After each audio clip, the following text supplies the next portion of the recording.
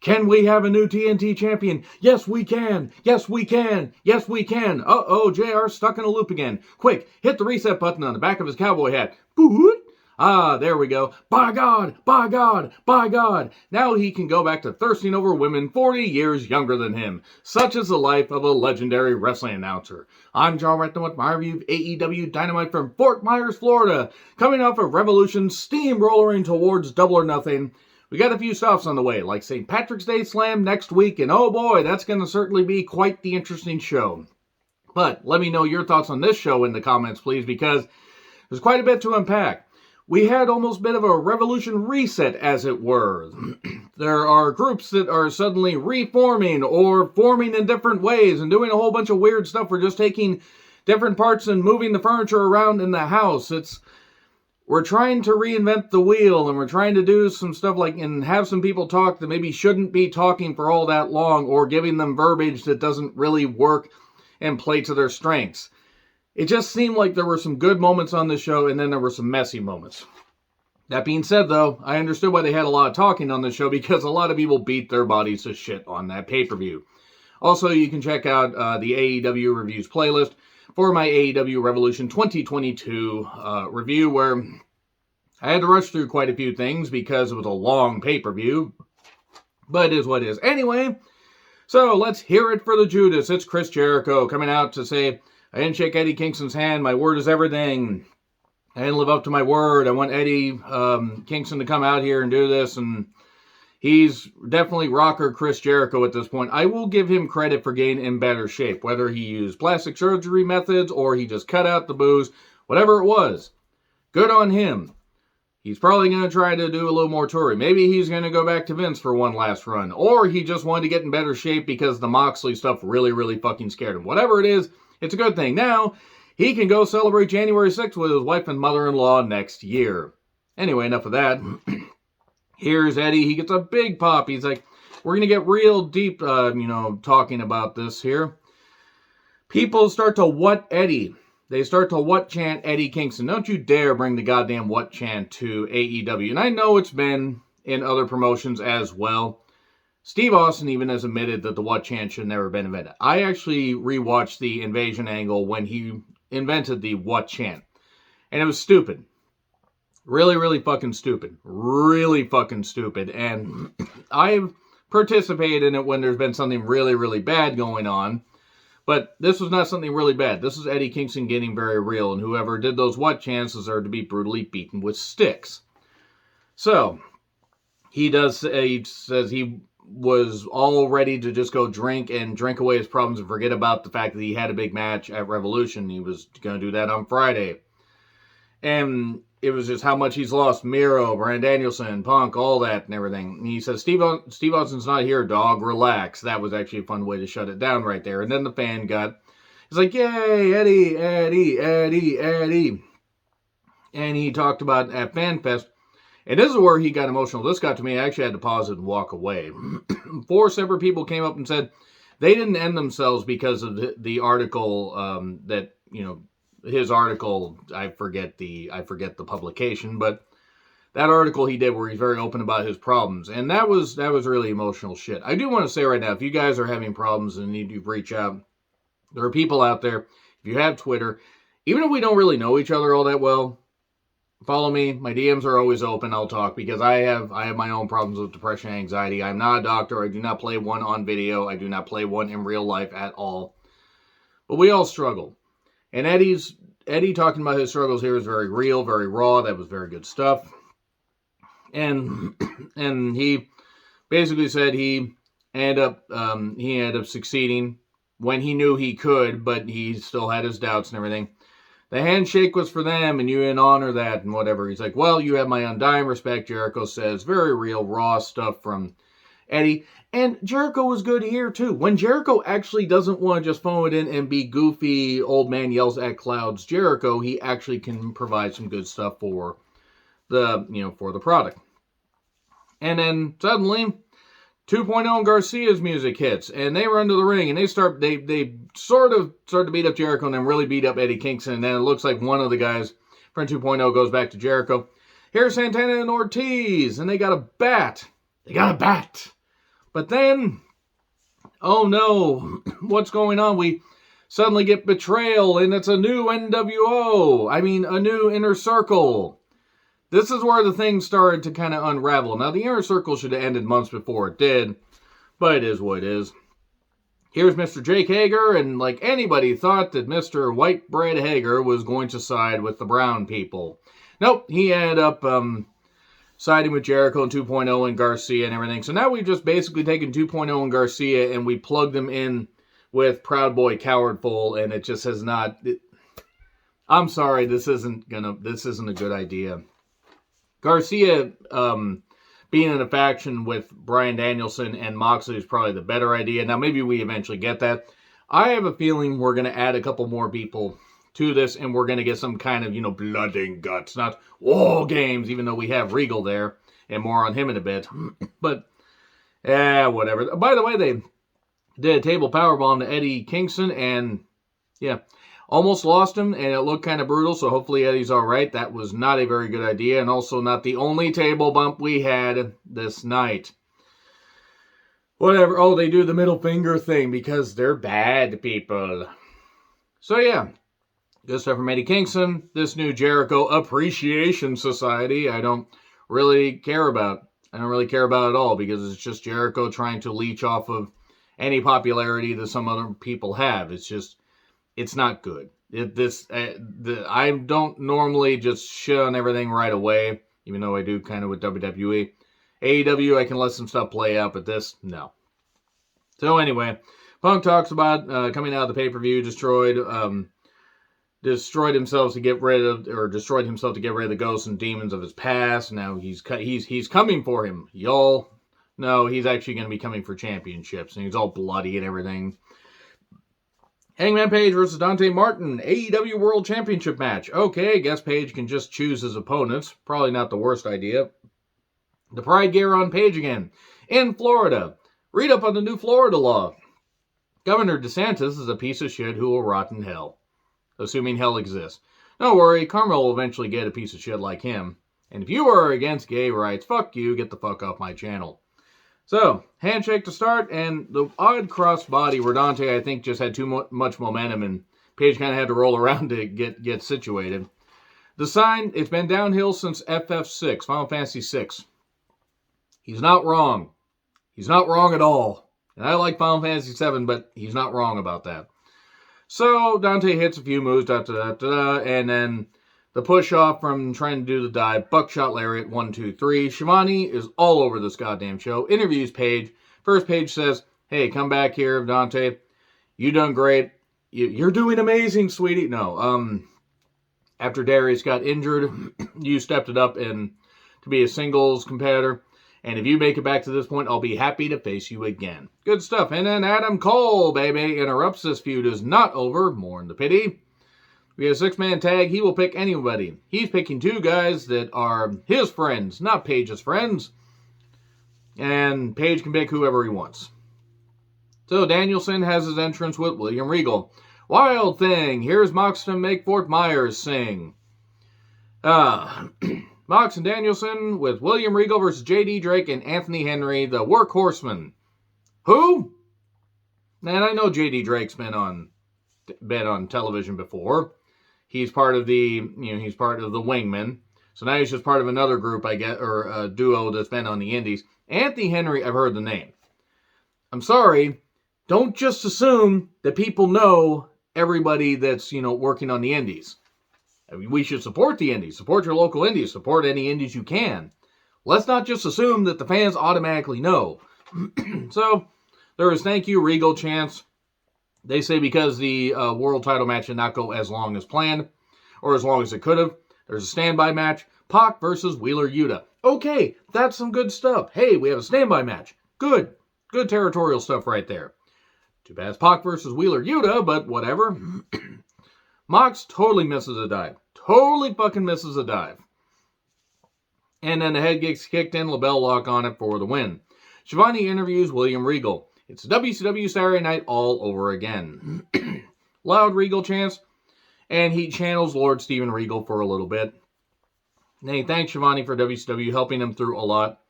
I'm no longer required at my old job. He got very, very emotional. And that was good. A lot of emotional promos here. Regal, you can tell, I mean, he'd worked in WWE for a number of years. I mean, a number of fucking years. And he checked out of wrestling for 2 months, but then he heard that Danielson mentioned him on Dynamite.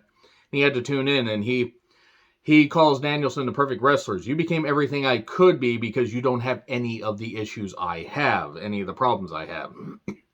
And I was known for 21 years, trained him, that kind of stuff. All great emotion here. If nothing else, check out the promos from this show. Check out Eddie's promo and Regal's promo. And Mox, he's known Mox for 11 years. The match of Revolution, they're going to team up, and you will either step up or get stepped on. Great stuff from Regal. He did mention how he doesn't have a lot of time left, though, which worries me, that he knows he has health issues and he's getting this stuff in now. I hope that's not the case, but it was very, very eerie. I hope Regal's going to be around for a number of years. Regardless of whether it's around in wrestling or not, I just hope he's around for a number of years. So, Marvez is backstage with Paige and the Dark Order. I forgot Colt Boom Boom Cabana was still there. And Paige picks Jurassic Express, and they're all upset. Or no, they're not upset, but they are. Why is this association still happening? I'm not saying they need to get into a blood feud, but whatever. So Orange Cassidy's in a sling. That's after he took that bad spill at Revolution. I hope he's going to be all right. He doesn't need surgery. Pac with Penta, the Grave Robber, and Alex, the Crypt Keeper. Versus Wheeler Yuta. With Orange Cassidy, Chuck Taylor, and Danhausen. There were no curses. And there was a brutalizer for the win. Let's move on. Oh boy, more elite bullshit. And Cole didn't pick the Bucks because the Bucks wouldn't be facing Adam Hangman Page. And now he picks Red Dragon. And I don't care about any of this or any of the Cutler shit or whatever. So Marvez is back with FTR and Tully Blanchard. And family comes first. And Tully starts yelling at them, so they fire him. Okay. I guess Tully wanted to get off the road, or his deal was up and he didn't want to renew. So the Andrade Hardy family orifice with Andrade El Olio. Why are they having Andrade talk when he struggles to form coherent sentences? He seems like an eloquent guy. It just doesn't translate to TV. Jose's there. Let Jose fucking talk. Anyway, why is any of this on TV? Why was Blade dressed like a nun? It was just weird. Vote with your thumbs. Do you want Matt Hardy out of the company that he created? And Private Party does the thumbs up thing behind Matt. And Andrade and Jose do this. And then he says, see, Private Party had my back, and they do this. And oh no, Private Party's turning on Matt Hardy. Say it isn't so. And then they proceed to beat up Matt Hardy. After, I believe, Andrade says, wash your back. I think that's what he said. Apparently, maybe that shirt was stuck to his thing. Andrade should not talk. Stop having Andrade talk, please. So, they beat up Matt. They bring a chair in. Here's Darby and Grandpa Sting walking with all the purpose of shit. We got to go get our Amazon delivery, but it's raining, and it's also icy, and we don't want to go very far. And then suddenly, old Hardy Boys music hits that WWE apparently didn't own the rights to, and Jeff Hardy proceeds to do his little dance thing while his brother's getting beat up. And while his old Victory Road 2011 opponent, Sting, is getting beat up, he's doing, and then runs down, gets a huge pop, by the way. Huge pop for 44-year-old Jeff Hardy that can barely fucking move. And, hey, we got another guy from Vince. Jeff Hardy going to AEW is inevitable. WWE fucked up by basically assuming that he was on drugs and not doing things, whatever. What'd they do? Oh, yeah, well, I thought he was actually having a series of strokes there for a second. I was a little bit worried. So, Darby was trying so hard not to fanboy, by the way. And I don't blame him. Darby looked up to Jeff. And There we go. There we go. We got that. Jeff Hardy and Matt Hardy against Darby and Sting at some point. The Hardys being reunited for one more run, even though neither of them can run. I guess that's fine. So, Siobhani is backstage with Swerve, immediately interrupted by Tony Nese. They're going to have a match on Rampage. They did say we have history of wrestling on Friday nights. Here's Wardlow, who gets a good reaction. He talks about the dreams and doing stuff for other people. And, you know, he's had to do that all his life and everything. How his mother had a heart of gold and was taken advantage of and had raised him and his two sisters. And talk about, you know, doing stuff for money and everything, working hard. And then he got a job, you know, working for Max. And that he thought that this would be his chance. But no, it was just more doing the same. Him working and helping other people with their dreams. Well, yeah, I am still under contract to Max, but I no longer give a damn. And how he grew up poor and all that and everything. And he says that he basically he's going to become TNT champion, and that all of AEW is Wardlow country.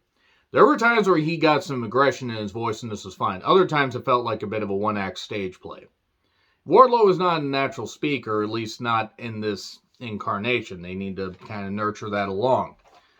It wasn't the worst promo I heard, but it wasn't the best promo I heard as far as from somebody that, you know, is going to become a full-fledged face.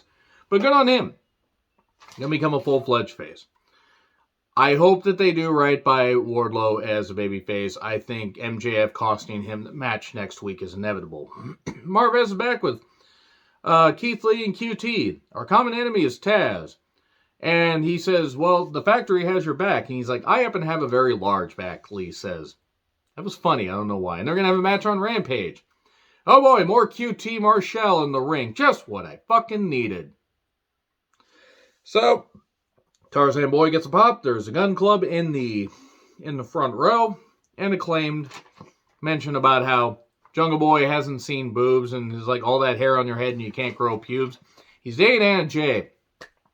Don't know if we should make fun of somebody dating Anna Jay. So Acclaim versus Jurassic Express for the AEW tag titles. There's Ass Boys chance to the Gun Club, and they beat up Jungle Boy for a while. Luchasaurus gets a hot tag, does some moves, and stands up on the ropes. I'm starting to see now why people think the Luchasaurus maybe isn't the best, unless he's, you know, kind of just being kept to a minimum in tag matches. Because he does good big man stuff. He's an agile athlete, but this went a while. This really went a bit too long. Especially at this point in the show. Now, I'm not complaining about matches going long, but given how the main event felt rushed, maybe they should have cut a couple minutes off of this. So, Doomsday Device for 3. Who can beat Jade? Who will receive her beautiful kiss of death? You mean one of your matches, Jade? So, Thunder Rosa gets a huge pop. Takes on Layla Hirsch in a world title eliminator match. And the winner faces Britt in San Antonio next week. St. Patrick's Day Slam. A year ago. Lights out match. So, nice mat wrestling to start. Layla targeted the arm. Some good stuff here. Thunder Rosa, who's incredible in the ring. Layla Hirsch, who's also very good and has improved dramatically. We get a big lariat for 2 after a superplex. Layla goes outside and gets the hook. Oh, wait, no, just the turnbuckle hook. Okay, I had to say that. This does not look like a hook that she's holding. But Red Velvet comes from the void somewhere and stops that, and then after some moves, Fire Thunder Driver 1, 2, 3. Okay.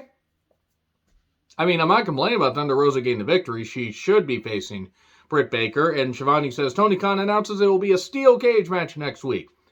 That makes sense. Interference, and also this is finally the culmination of blowing off this feud. And Thunder Rosa has to get the win next week in San Antonio. She don't get the win next week. You might as well just, prepare for the fire marshal to wonder why the Freeman Coliseum is burned to the ground. So we get a Britt pre-tape. She says, hey, Rosa, you lost, and yet you get another shot. It's a conspiracy. Well, Mercedes isn't going to be able to be a factor either because Jamie Hayter's going to take care of her. Jamie Hayter. Jesus. Anyway.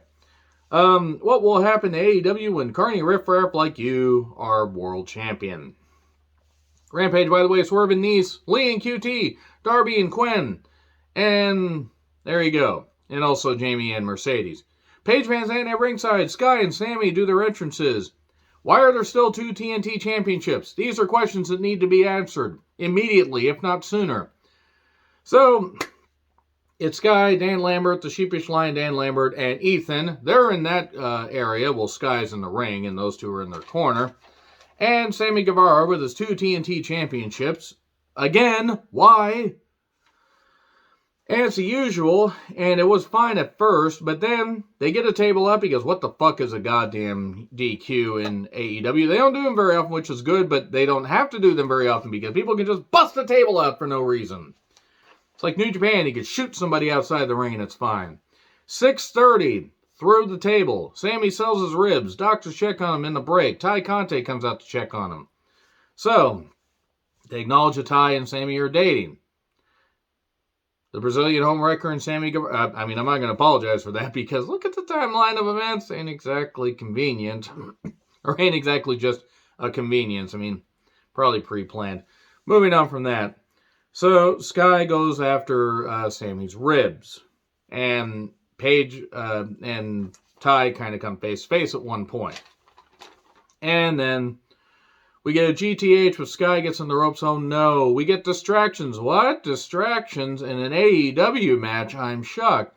Paige Van Zandt throws Ty into the steps. And then we get, can we get an AEW or new TNT champion? And then the TKO 1, 2, 3. Yes, we can. Yes, we can. Yes, we can. And then Paige Van Zandt beats up Ty. Ty ends up on Sammy. We're probably going to get a mixed tag at some point. We're probably going to get Sky and Paige against Sammy and Ty. Sammy and Ty. It sounds like some kind of weird Brazilian soap opera. There was some good stuff on this show. They also rushed the fuck through that match. Now, Sky, great for him. He's the TNT champion. He's probably going to be the TNT champion after next week because MJF's going to cost Wardlow the match. But yeah, definitely an interesting hour or 2 hours of wrestling to unpack. Let me know your thoughts in the comments. Like, share, subscribe, Twitter handle in the description. I'm John Retlin. I'll see you soon.